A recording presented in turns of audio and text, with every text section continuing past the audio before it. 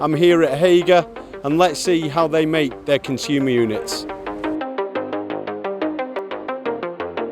What you're looking at now is our Armada combination machine.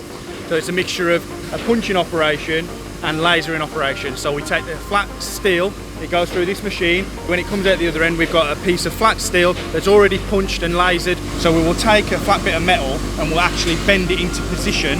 We've got Chris who's doing some brackets there, which will move on to the next station, which may be actually bushing them or actually riveting them to an actual chassis basically. And how long from start to finish, how long are these hanging here for? So the first part till it comes off is 2 hours. This is called the powder coating process. It's electrostatic. There's a charge through the guns. All the powder's recycled.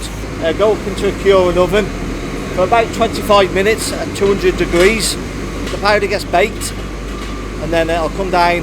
Parts are hot, but they will be cured. Welcome to the TP&N line. So here we have a high volume product where we start with fixing the doors together, and also the clinch machine puts the stacks together. This is called the clinch machine, which is making the stacks that go together, and the machine will clamp them together.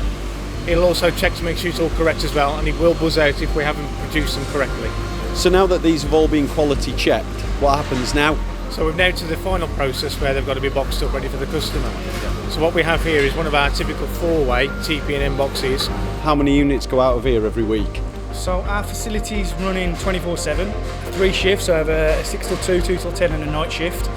And during a normal week, anything circa from 6,000 pieces to 8,000 pieces a week on current customer demands. That is how they make consumer units here at Hager.